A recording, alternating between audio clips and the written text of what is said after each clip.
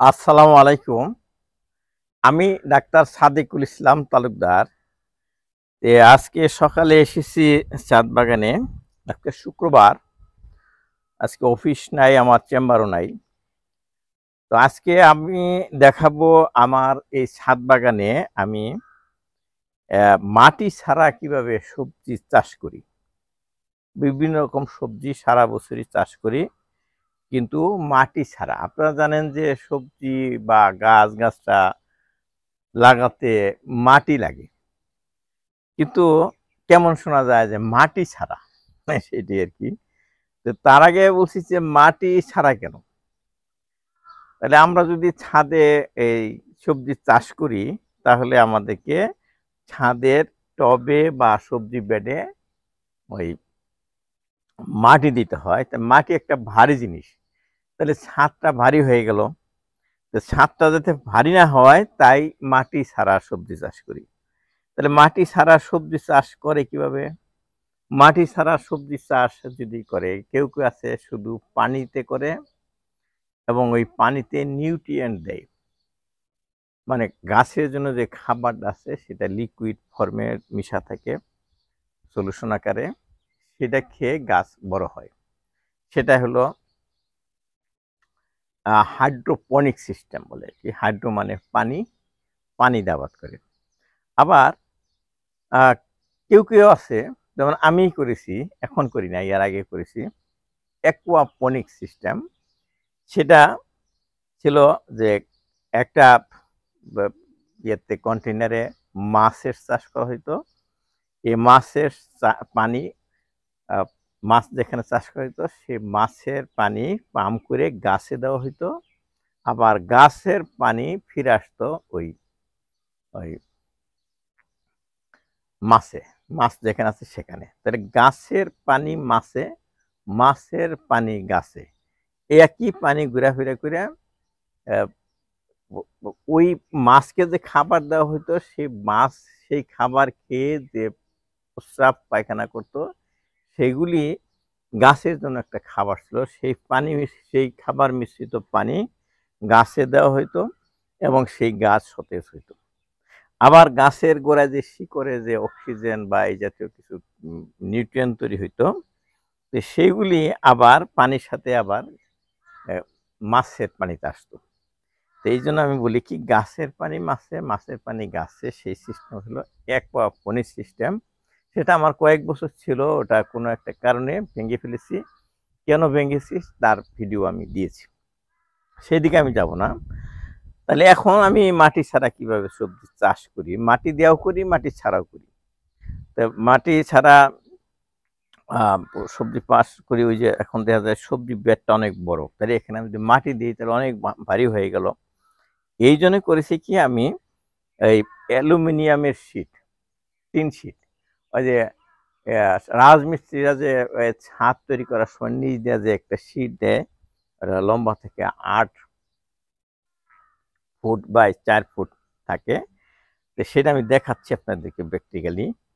তো সেটার কিনারাগুলা ওই ৬-৭ ইঞ্চি বাঁকা করে এরকম একটা বেড তৈরি করছি এবং সেখানে মাটি না দিয়ে করছি কি, ওই কোকোপিট মানে নারিকেলের ছোবড়া, মানে পিটাইলে পরে যে তুষটা বা গুঁড়া যে জিনিসটা হয় পাতলা, সেই তুষটাই আমি এই দিছি এখানে।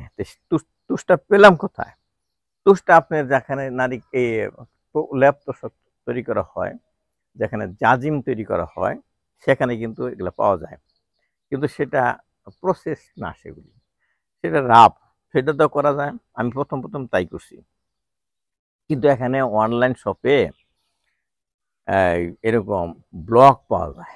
এই পাটার মতো এরকম গুড়ের পাটার মতো। সেগুলা এই অনলাইন থেকে অর্ডার করলে একদম বাড়িতে পৌঁছায় দেয়। একটু দামটা বেশি পড়ে, তবুও একটা শৌখিন জিনিস। তো ওইগুলি আবার এ প্যাকেট খুলে ভিজাই রাখলে পরে ফুলে হয়। তো এইটা এই যেহেতু ফোমের মতো পাতলা হয়ে যায়, তো এইটা কিন্তু খাবার না। এটা হলো খাবারটাকে ধরে রাখতে। তো খাবার কি দেই আমি? জৈব কম্পোস্ট দেই। জৈব কম্পোস্ট হলো বিভিন্ন নামে পাওয়া যায়, বিভিন্ন রকম। সেটা যেমন ধরেন একটা হলো সবচেয়ে ভালো আমাদের যেটা পাই আমরা অনলাইনে, সেটা হলো ভার্মি কম্পোস্ট। ওই কেঁচোর বিষ্ঠা থেকে যে কম্পোস্টটা তৈরি হয়, সার, কম্পোস্ট সার, সেটা সেটাও দেওয়া যেতে পারে। ওটাও কিন্তু পাতলা। তারপরে আপনার এই ময়লা আবর্জনা ফ্যাক্টরিতে ওই করে গুঁড়া করে এই এক ধরনের সুন্দর কম্পোস্ট তৈরি করে, ওটাও প্যাকেটে পাওয়া যায়, ভালো ভালো সুন্দর সুন্দর প্যাকেট। ওটাকে জৈব কম্পোস্ট নামে পাওয়া যায়। আবার এই আরেকটা হলো, যারা গরু পালে তারা গরুর গোবরকে এক জায়গায় জড়ো করতে থাকে। ১-১.৫ বছর পরে যদি গোবরটা ওখানে থাকে একই জায়গায়, তো ওটা পচে একদম ফাঁকি গুঁড়া হয়ে যায়, একদম ইয়ের মতো, গুঁড়া মাটির মতো হয়ে যায়, তখন আর গোবর থাকে না। তো সেটা আপনি দেখে গোবর মনে করবেন না, এটা এক ধরনের কম্পোস্ট মনে করবেন। তো সেটা কিন্তু একটু দামও কম পড়ে এবং ওটা খুব ভালো। এবং আমি এখন বর্তমানে কিন্তু ওইটাই ব্যবহার করি। বস্তায় বস্তায় পাওয়া যায়। এক এক বস্তার দাম হলো ১৬০ টাকা করে। তা আমি ১০টা করে বস্তা একবার কিনি, একদম বাসায় ছাদে পৌঁছে দেওয়া যায়। ছাদে পৌঁছানো পর্যন্ত প্রতি বস্তায় ১৬০ টাকা, ধরুন ১০টা বস্তা কিনলে ১৬০০ টাকা। মাঝে মাঝে এরকম কিনি, শেষ হয়ে যায়, আবার আনি। তো এইগুলি আমার ওই মাটিতেই হোক অথবা এই কোকোপিটেই হোক মিক্সচার করে দিই। প্রথম যখন সবজিটা আবাদ করি তখন ওই যে কোকোপিটের সাথে সমপরিমাণ ওই জৈব কম্পোস্ট, আপনি যে ৩টা জৈব কম্পোস্টের নাম বললাম, যে কোনো একটা। তা আমি বর্তমানে যেটা ব্যবহার করতেছি বললাম না, এই পচা গোবর। তো এটা আপনারা হয়তো ঘৃণা করতে পারেন, কিন্তু এটা পচার পরে কিন্তু আর গোবর থাকে না, ওটা একদম মাটির মতো ধুলা হয়ে যায়।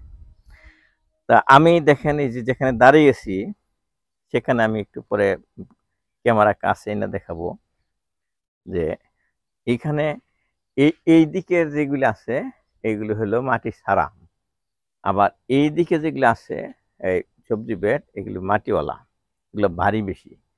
তো দুইটাই আমি রাখছি, তা আপনাদেরকে আমি দেখাই মাঝে মাঝে যে মাটিওয়ালা কেমন, মাটি ছাড়া কেমন। আর এটাও জানবেন যে এইবার কিন্তু বৃষ্টি হচ্ছে না, প্রচুর রোদ। এই রোদের মধ্যে আমার সবজিই হোক আর গাছই হোক খুবই কাবু হয়ে গেছে, অতটা সতেজ না যতটা হওয়ার কথা ছিল। তা আমি এখন কাছ থেকে আমি এগুলো দেখাবো, আপনারা দেখেন। এই যে দেখেন সেই অ্যালুমিনিয়ামের শীট, একটু আঁকা পাকা হয়ে গেছে, মাঝখানে সাপোর্টটা কম থাকার জন্য, সোজাই থাকতো।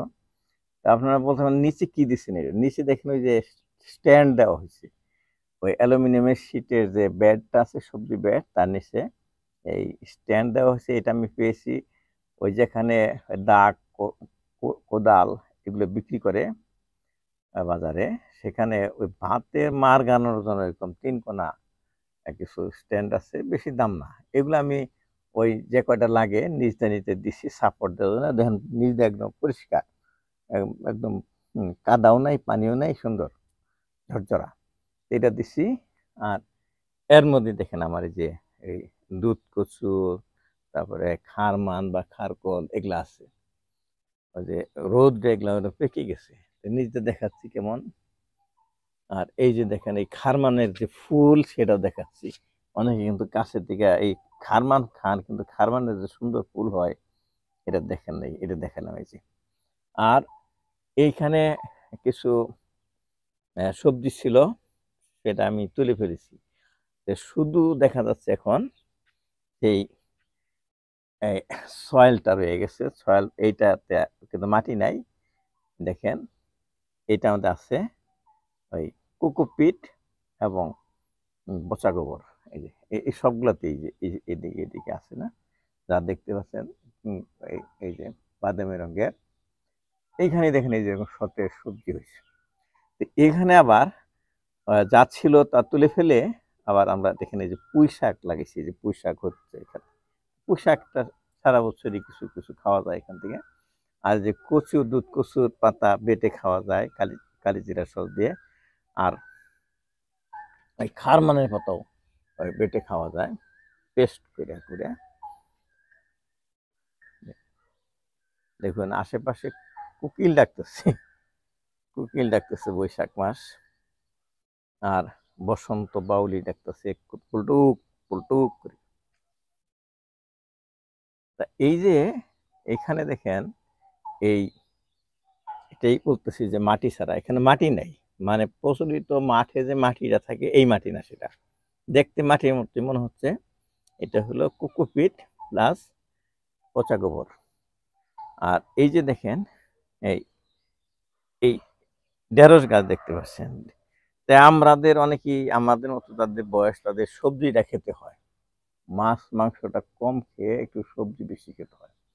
তা আমি সবসময় মাসাল্লাহ এখান থেকে অনেক সবজি পাই। যে এই যে ঢেঁড়স, ঢেঁড়স গুলো দেখতেছেন, এই যে ঢেঁড়স দেখেন কেমন হয়েছে। এটা এইগুলো লাগানোর 1 মাস পরে শুরু হয়। প্রত্যেকটা গিট থেকে দেখেন একটা করে ঢেঁড়স। তাহলে আমি প্রতিদিন প্রত্যেকটা গাছ থেকে এরকম ঢেঁড়স পাই। যদি আপনার বাগানে এরকম 10টা না 20টা যদি ঢেঁড়স গাছ থাকে, তাহলে আপনি 20টা করে ঢেঁড়স আপনি ডেইলি পাবেন। তাহলে আপনি লাগে কয়টা? তাহলে আমি প্রচুর এই ঢেঁড়স ভাজি খেতে পারি। আমি সকালে রুটি খাই এটা দিয়ে আর কি। ঢেঁড়স দেখেন একদম একদম বেশ বড় বড় ঢেঁড়স। এবং এখানে আমি বলছি না যে এটা কিন্তু অনেক ভালো গ্রোথ হয়েছে। এই যে দেখেন, এই যে এই তা আবার ওই পাশে দেখেন, এই যে তেলের ড্রাম, যে ব্যারেল, এই এটা 2 ফালা করে একটাতে 2টা বানাইছি। এখানে এই যে পুঁই শাক, সবুজ পুঁই শাক আছে। আর এইখানে যে বাঘ কচু, এই যে বাঘ কচু হইতেছে, এই যে বাঘ কচু। আর কিছু যে চাল কুমড়া লাগাইছিলাম, চাল কুমড়া পাকানো হয়েছিল, পাকাইয়ে ওটাতে মোরব্বা বানিয়ে খাওয়া হয়েছে। আর এই যে এইখানে গাছটা অবশ্য মরে যাচ্ছে, পুরান হয়ে গেছে, করলা গাছ। আর এইখানে দেখেন টবেও কিন্তু এটা আছে, এটা অবশ্য মাটি ছাড়া না, এটা মাটি দিয়ে করছি। এই মাটিগুলা কিন্তু আমার বাড়ি থেকে নিয়েছিলাম না, আমাদের শক্তিপুরে যে ঢন্ডই আমাদের গ্রাম। আমি যখন প্রাইভেট কার নিয়ে যাই তখন এক এক মাঝে মাঝে বস্তা করে নিয়ে আসি সেই মাটি। এটা আমাদের গ্রামের, আমাদের বাড়ির পালানের মাটি, সেইটাতে ওই যে কম্পোস্ট ব্যবহার করছি। আর যে বেগুন, এই বেগুন ধরছে দেখেন, এই বেগুন গুলা খাই আমরা। এই দেখেন বেগুন ধরছে, বেগুন তুলবো আজকে। আর এখানে ডাঁটা শাক বা ডেঙ্গা শাক যেটাই বলেন, গ্রামে বলে ডেঙ্গা। ডেঙ্গা শাক লাগাইছি। ডেঙ্গা শাক খাইয়ার সাথে হয় না যে এরা হয়ে যাচ্ছে, বৃদ্ধ হয়ে যাচ্ছে। বৃদ্ধ হয়ে গেলে যে খাওয়া যায় না তা নাই। যে এখানে শুধু পাট পাট শাক ছিল, ওই এইখানেও পাট শাক ছিল। এই যে এইখানে পাট তুলছি, পাট শাক খেয়েছি। আর এখানেও পাট শাক ছিল, দেখতে দেখা যাচ্ছে। এখানে আমরা যে বরবটি বা নবিল্লা বলি, সেই নবিল্লা গাছ। আর এই যে মনে করতেছেন যে এটা কি খাওয়া যাবে কিনা, এই যে ফুল এসেছে, তো এই গাছটা আমি রেখে দেবো, এখান থেকে আবার বীজ সংগ্রহ করবো, এটার জাত ভালো। যে আর তারপরেও এটা খাওয়া যাবে। এটাকে বলে শাল ডেঙ্গা। এটার ভিতরে ওই সজনের মতো করে আমরা খাই, রান্না করে সুন্দর হয়। এটা খুবই স্বাদ লাগে। কিন্তু আমি এই যে গতকালও খেয়েছি শালডাঙ্গা। এই যে এটাও কিন্তু রান্না করে খাওয়া যাবে। এটা সজনের মতো ভিতর থেকে খাওয়া যাবে। আর এই যে কচু দেখতেছেন, কচু সুন্দর, কচু শাকও খাওয়া যায়। আবার কচুর গোড়া থেকে যে হয়, যে এই লতা হয়, লতাও খাই আমরা। তো হাতের কাছে এর সবই আছে এরকম। এই দেখেন শালডাঙ্গা হয়েছে, এটা আজকে নিব আমি, এটা কেটে কেটে। এখানে শালডাঙ্গা আছে, এইখানে যে মিষ্টি কুমড়া গাছ আছে একটা। আর শশা দেখতেছেন তো, ওই যে শশা, ওই যে ইয়ের কাছে, ওই যে শশা জ্বলতেছে। এইরকম 2-1টা করে শশা ডেইলি তুলি আর খাই। আমি কাগজ দেখতেছি, আমি চেম্বারে নিয়ে যাই। চেম্বারে বিকেলে যখন একটু ক্ষুধা লাগে, তখন এই শশা কেটে কেটে একটু করে লবণ দিয়ে খাই। এই যে মিষ্টি কুমড়া গাছ। এইটা আজকের উদ্দেশ্য ছিল আমার, এই মাটি ছাড়া। মাটির আরেকটা কারণ আছে, সেটা বলিনি অবশ্য। মাটির কিন্তু অভাব শহরে। শহরে আপনি মাটি পাবেন কই? কাজেই আপনার মাটির দরকার নাই, আপনি কোকোপিট কিনেন, কোকোপিট কিনেন, কোকোপিট দোকানেই পাওয়া যায়, অনলাইনেও পাওয়া যায়, অফলাইনেও পাওয়া যায়। আর এদিকে তো আছে যে এই দেখেন এই যে জুঁই ফুল সুন্দর ফিটে রয়েছে, এগুলো আজকে দেখাবো না, আরেকদিন দেখাবো যে এদিকে ফুলের বাগান। ঢেঁড়স যেগুলি বড় হয়েছে সেগুলি আমি তুলে ফেলছি, এই সাইজের ঢেঁড়স দেখেন, এক একটা ঢেঁড়স এরকম কেচি নিয়ে আসি আমি এখানে, কেস কেস করে কেটে দিই।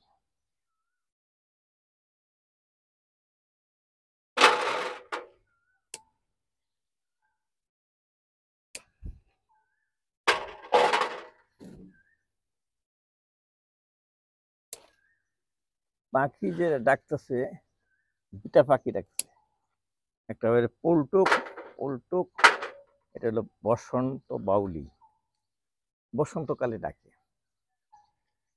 যদিও এটা গ্রীষ্মকালে এসে গেছে, এখনো পাখি ডাকে। আরেকটা কুকিলে ডাকতেছে, আবার বউ কথা কো পাখি ডাকতেছে, বলতেছে কি করো গো, বউ কথা কো না, ঠিক এটা হলুদিয়া পাখি, হলুদিয়া পাখি বলতেছে কি করো গো, সবজি তুলি গো।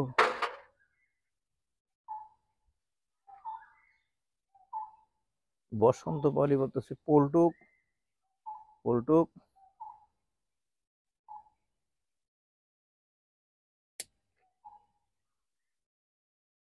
আবার হলুদিয়া পাখি বলে কি করো গো, আমি বলি সবজি তুলো গো, সবজি তুলি গো।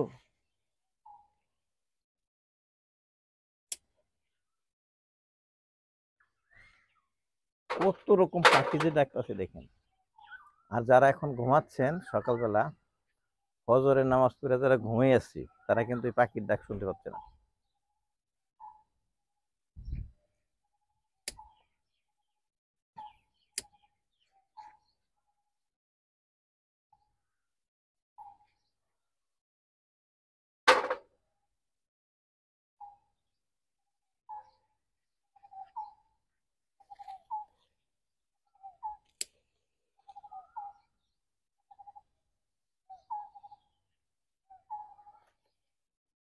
এইগুলি পাতার সাথে এমন ভাবে মিশে থাকে গাছের সাথে, অনেক সময় দেখা যায় না।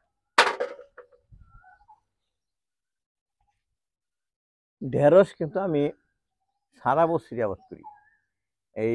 এইগুলি ঢেঁড়স 3-4 মাস করে থাকে, আবার তোলার পরে আবার লাগাই, আবার হয়, কাজে আমি সারা বছরই ঢেঁড়স খাই। আপনারা ওই করতে পারেন, আপনাদের যারা ছাদ আছে, পার্মানেন্ট একটা সবজি ঢেঁড়স।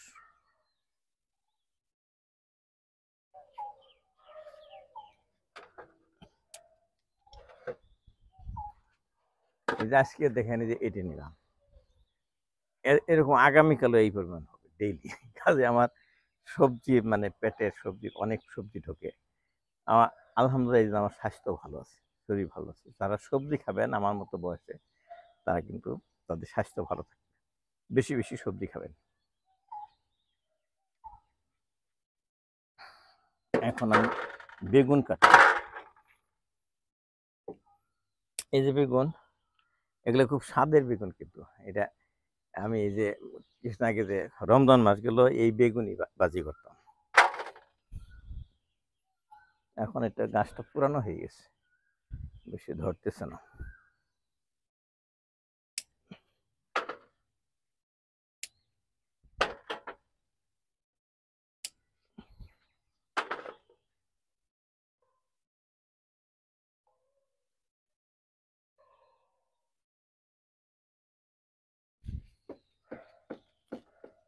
এই যে এইটা হলো শাল ডাটা, এটার ভিতরে বাইর দেওয়া আঁশ হয়ে গেছে, কিন্তু ভিতরে নরম থাকে। এগুলি রান্না করতে সবাই পারবে না, আমার ওয়াইফ সুন্দর করে সরিষা টরিষা দিয়ে রান্না করে, খুবই মজা লাগে এগুলি। আর এই যে গোড়াটা আমি চট করে কেটে দেব, কেটে দিয়ে নিয়ে নিব আর কি। পরে কাটছি আমি ওদিকে শশা আছে, সে শশাটা কেটে নিয়ে আসি, তারপর আমি দেখাচ্ছি।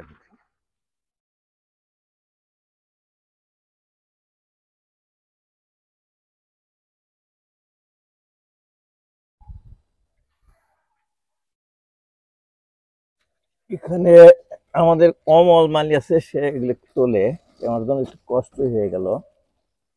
এই যে দেখেন একটা শশা, এটা কেটে দিলাম। এই যে সুন্দর, গাছের দিকে দেখেন শশার সাইজটা কিন্তু অনেক সুন্দর। তারপরে ওই পাশে জ্বলতেছে একটা শশা দেখতেছি বাইরে, কিন্তু দেখার উপায় নেই এখান থেকে। এটা তুলবো।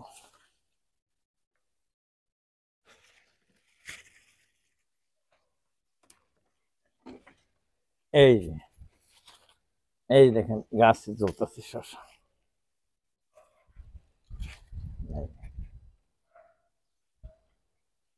এটাও বেশ বড়, ওটা বাইরে ছিল, আমি ভিতর দিয়ে দেখা গেল না, বাইরে জ্বলতেছে।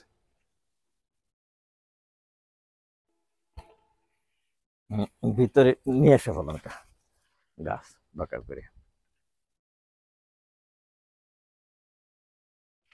এই দুই, এই দুইটা তুলাম এখন, একদম টাটকা মোটা সোটা কচি নরম শশা। ধরো আমি যখন এই যে চেম্বারে যাই, একটা কাগজে মোড়ে এটা নিয়ে যাই বিকেলবেলা, নিয়ে তারপরে যখন ওই মাগরিব নামাজের পরে একটু ক্ষুধা ক্ষুধা লাগবে, চাক চাক করে আমার অ্যাসিস্ট্যান্ট দেয় আমার ইয়েতে, ওই লবণ দিয়ে দিয়ে এটা খাই। আমার এই আরেকটা আছে বাসায় খাবো এরকম। এই শশা কিন্তু ঘন ঘন বড় হয়, আজকে তুললাম দেখুন আগামীকাল দু একটা আবার বড় হয়েছে এই শশা। এই শাল ডাঁটা গুলা তুলে ফেললাম।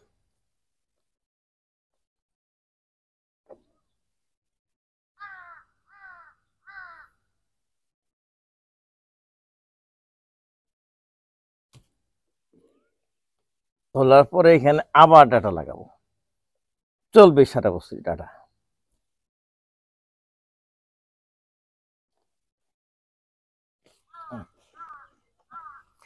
এগুলি কেসি দেয়, গোড়া কেটে ফেলবো, গোড়া কেটে পরিষ্কার করে বাসায় নিয়ে যাবো। বাসায় নিয়ে গেলে আমাদের বুয়া করবে, এগুলো প্রসেস করবে সুন্দরভাবে। এটা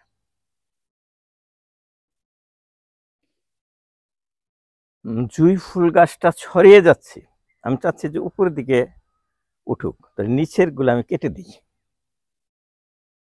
নিচে যেগুলো আছে এটা কাইন্ড একটা রাখতে হবে, অনেকগুলা কাইন্ড হলে গাছ ভালো হয় না। উপর দিকে উঠবে ওই গাছ, এই যে সাদা সাদা ফুল পড়ছে, একটা ডাল থেকে উপর দিকে উঠতো, গাছটা বড় দেখা যেত।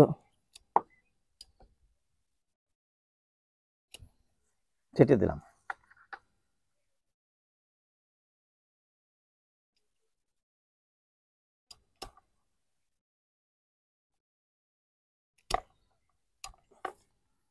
এইভাবে ছেটে দিতে হয়।